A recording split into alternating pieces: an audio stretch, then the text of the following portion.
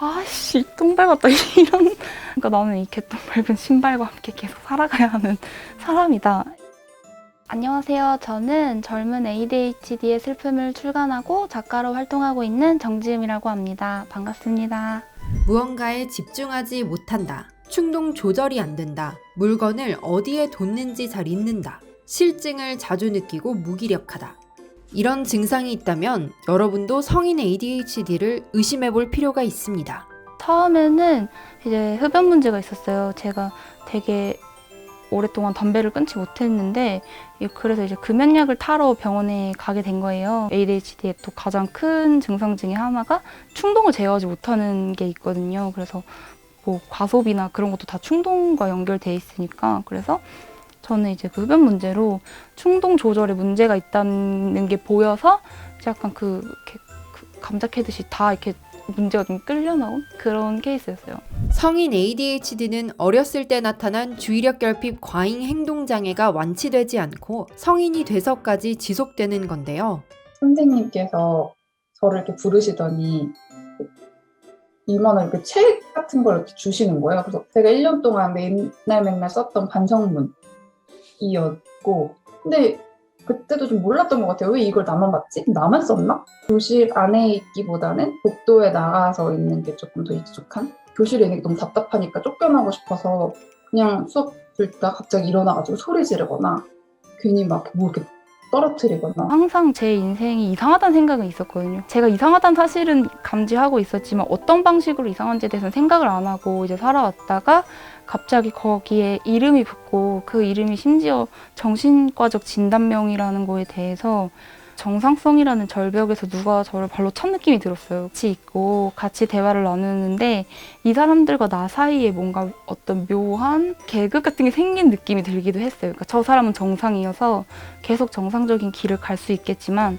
나는 아니라고. 성인의 약 4%가 ADHD를 앓고 있지만 치료를 받는 사람들은 1%가 안 된다고 합니다. 밀실팀이 만난 정지음, 신지수 작가도 성인이 되고 나서 자신이 ADHD 환자라는 것을 알게 됐습니다.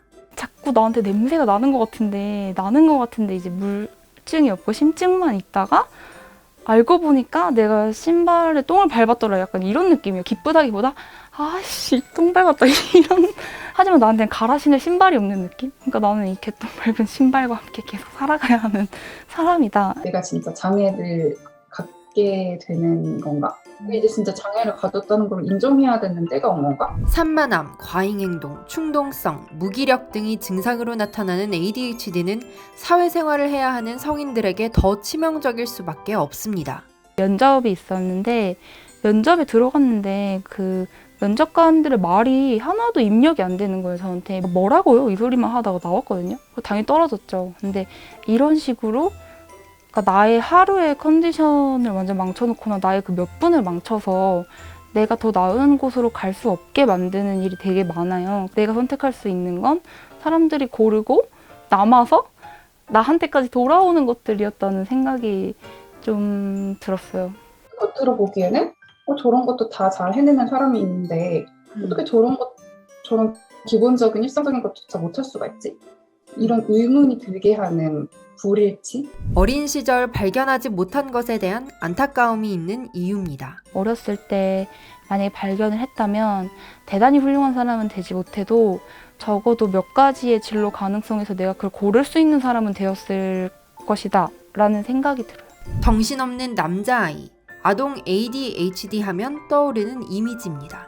정형화된 증상의 이미지가 ADHD 진단을 놓치게 만들었다고 이들은 말합니다. 특히 아동 청소년 여성 ADHD가 받는 가장 일반적이고 또 어떻게 보면 폭력적인 사회적 조치는 그냥 억압이에요. 하지 마. 앉아. 조용히 해. 입 닫아. 병원에 못 가더라도 훨씬 편하게 살죠. 그러니까 얘는 남자애니까 이럴 수 있다.